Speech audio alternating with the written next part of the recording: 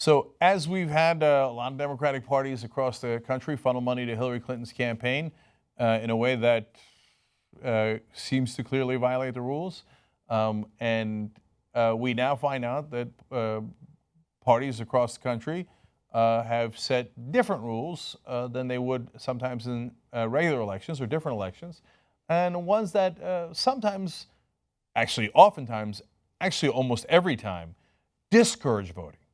Now, remember all the Democrats who yell at the Republicans for discouraged voting? But when it comes to a primary where they want the establishment person to win, all of a sudden, they're discouraging voting. Interesting. So, first, let me go to California. Now, California is an egregious case, but it is not particular to this election, unfortunately. So let me explain.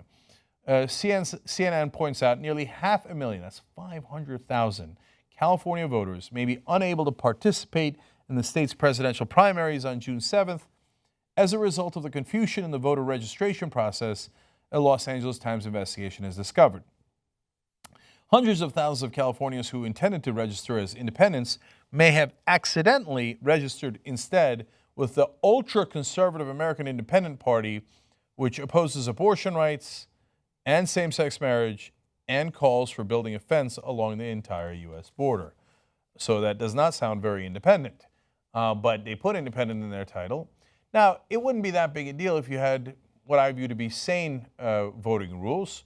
So anybody can vote in a primary. You go, okay, oh, oops, American Independent Party. No, I don't want to vote in their primary. I accidentally put that down because I'm an independent. I'd like to vote in a Republican primary, or a Democratic primary, because there's a candidate there that excites me. In California, like in New York, sorry, you can't do that. You already had to be in the party, and there are time restrictions as to when you could switch parties. Oh, it's too late. Sorry. 500,000 of you out of luck. Now, when the Los Angeles Times had independent Republican and Democratic pollsters reach out to people that were in the American Independent Party to ask if they really understood what the party was for and intended to be in that party, you know what percentage said yes, they intended to be in that party? 4%. 96% were like, what? I'm in what party? By the way, it includes California's vote. Of course, it includes celebrities like Demi Moore, Emma Stone, Sugar Ray Leonard, Schwarzenegger's son. They're like, what party am I in? No, I meant to be an independent. So, sorry, 500,000 Californians. You're out of luck. Now, this is not particular to this election. California has had this law for a long time. Now, if you're a Republican, you must be a Republican to vote in the Republican primary in California. If you're want to vote in the Democratic Party, you can be Democrat or unaffiliated, but you cannot be in another party. And as you can tell, it is tricky business. And so this happens in every election, and it's super annoying. But in a tight election like this, both on the Republican and Democratic side, it is particularly egregious. Now, we move to an even more egregious case, and that's in Rhode Island. Get a load of this. The Rhode Island Board of Elections announced this week that 2/3 of the state's polling places would remain closed for the upcoming primary as a cost-saving measure. This is how you decided to save costs? By closing 2/3 of the polling stations?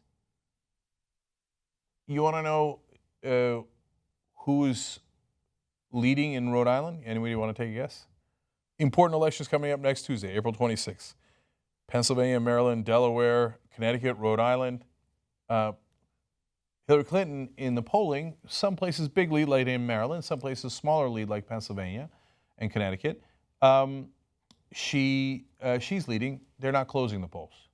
Rhode Island is the one state that Bernie Sanders has a consistent lead in. We're going to have to close 2/3 of the polling stations. Sorry. In Rhode Island, if you want to vote, you're going to have to wait a long, long time. Nothing we could do. No, there's actually a million things you could do. There's 1,000 other ways to save costs.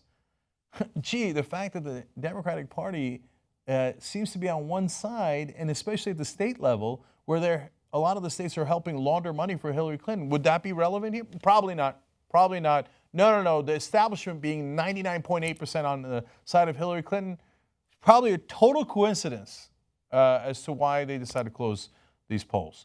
Okay, by the way, to give you a sense of scale, the raw numbers are striking. According to WPRI, that's obviously a local station in Rhode Island, the Board of Elections plans to cut costs by opening only 144 of the state's 419 polling places for the April 26th primary. Now, it would be what? That's amazing, man. It's not like they don't exist. They're like, nope, we're not going to open them. We refuse to open them. All those things, not going to do it. What are you going to save, a couple of bucks? And if it was an election where there isn't much voter enthusiasm, you might say, oh, okay, I get it, right? Like, no, but it's a midterm election or something. We don't need that. Let's be reasonable here and save some money, right? But this is an election that has unprecedented enthusiasm. They had more places open in the 2008 election than they do now, and there was actually less voter turnout even in 2008.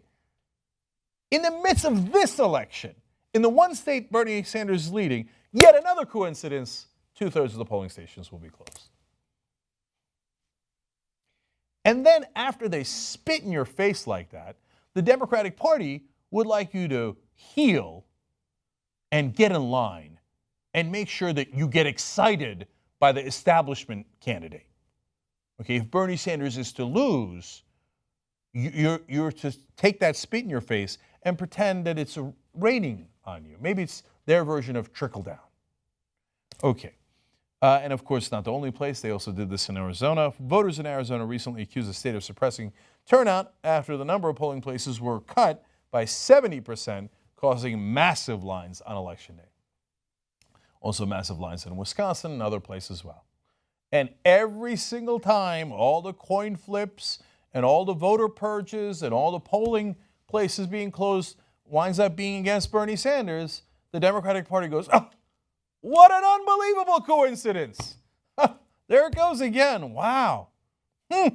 Interesting. Yeah, interesting indeed.